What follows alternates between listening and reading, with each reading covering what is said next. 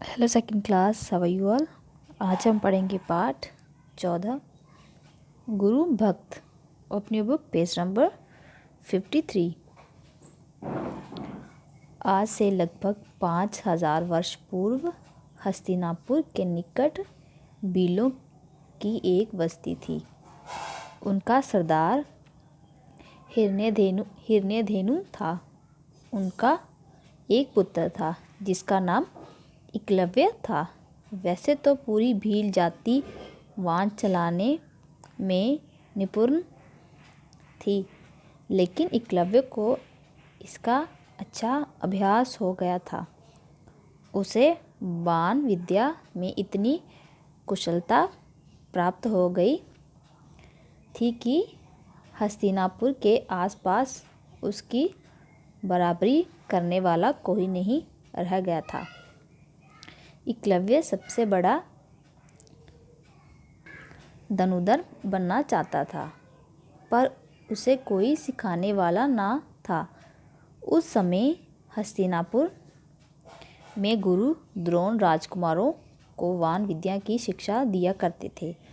उसके समान वाण विद्या का आचार्य दूसरा कोई नहीं था। एकलव्य के मन में उनका शिष्य बनने की इच्छा हुई और वह हस्तिनापुर के लिए चल पड़ा। हस्तिनापुर पहुंचकर वह आचार्य द्रोण से मिला और उसने अपनी इच्छा प्रकट की। द्रोण ने कहा, पुत्र, मैं विवश हूँ। मैं तुम्हें बाण विद्या नहीं सिखा सकता, क्योंकि मैं केवल राजकुमारों को शिक्षा देता हूँ। यह सुनकर एकलव्य को बड़ा दुख हुआ। वह द्रोणाचार्य को मन ही मन अपना गुरु मान चुका था। उनसे उनके चरण छुए और वहाँ से चल दिया। उसने जंगल में एक स्थान पर द्रोणाचार्य की मिट्टी की मूर्ति स्थापित की। वह प्रतिदिन उस मूर्ति की पूजा करता और दिन भर बाण चलाने का अभ्यास करता। इस तरह बहुत दिन बीत गए। वह हस्तिनापुर के राजकुमार बाण विद्या में निपुण हो गए तो वह एक दिन जंगल में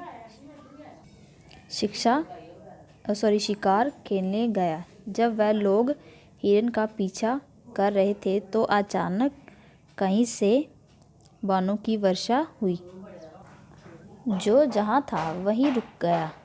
राजकुमारों ने घोड़े से उतरकर देखा कि घोड़ों के पैरों के चारों ओर बाण जमीन में घुसे थे, इसलिए वह आगे चल नहीं सकते थे।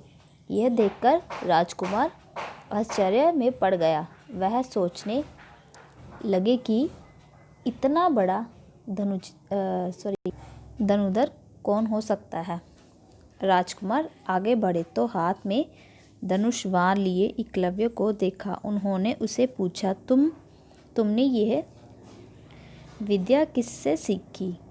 एकलव्य ने मूर्ति की ओर संकेत करके कहा, गुरु द्रोणाचार्य से। वह ही मेरे गुरु हैं। राजकुमार हस्तिनापुर लौट आए। उन्होंने द्रोणाचार्य को सारी बात बताई। द्रोणाचार्य ने राजकुमारों को गुरु द्रोण को साथ लिया और अपने उस शिष्य से मिलने चल पड़े जिससे उन्होंने कभी शिक्षा दी ही नहीं थी।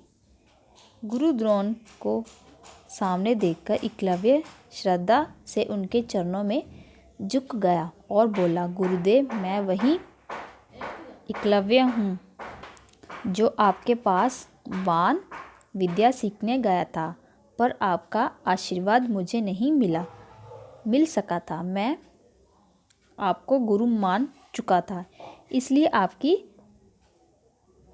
प्रतिमा से ही आशीर्वाद लेकर मैं बाण विद्या का अभ्यास करता। द्रोणाचार्य बोले, तुम्हारी लगन और गुरु भक्त देखकर हम बहुत प्रसन्न हुए। एकलव्य, क्या तुम मुझे गुरु दक्षिणा नहीं दोगे? आज्ञा दीजिए गुरुदेव, एकलव्य ने कहा। द्रोणाचार्य ने कहा, मुझे धन नहीं चाहिए, केवल अपने दाहिने हाथ का अंगूठा दे दो। एकलव्य बोला, यह तो आपने कुछ भी नहीं मांगा गुरुदेव, यह लीजिए। इतना कहकर उसने अपना अंगूठा काटकर द्रोणाचार्य के चरणों में रख दिया। धन्य है एकलव्य की गुरुभक्त का ऐसा उदाहरण कहीं नहीं मिल सकता। ओके, आज हमने पाठ पढ़ा 14। ओके, ये आप लोगों ने लर्न करना। Thank you.